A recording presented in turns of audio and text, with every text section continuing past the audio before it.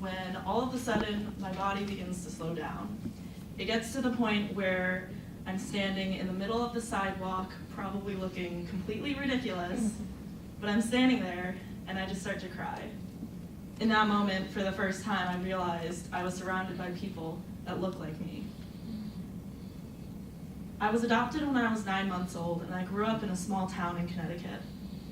I graduated in a class of 250 students, and there was only one other Chinese girl. I knew I looked different than everyone else, and that was something that was always at the forefront of my mind, so my race became my identifying factor. But it wasn't until this semester when I realized how much adoption has played a role in my identity. A few days before I moved to Boston, I joined this Facebook group for Chinese adoptees in the greater Boston area. I didn't think much of it. It was a relatively small group, and I introduced myself to everyone. A few hours later, I get this message from Sophie. I open it and she says, "Hi, I'm the program coordinator at your internship, Apprentice Learning. We're excited to meet you. I'm excited you're a fellow Chinese adoptee." And I was like, wow, small world.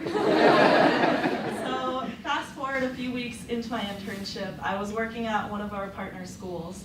And at this particular school, we go down to their lunches to check in with them, but also just to get to know them a little bit better.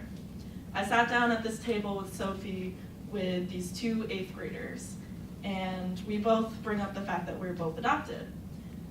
One of the girls turns to me, laughing, and she said, "My mom would never throw me away."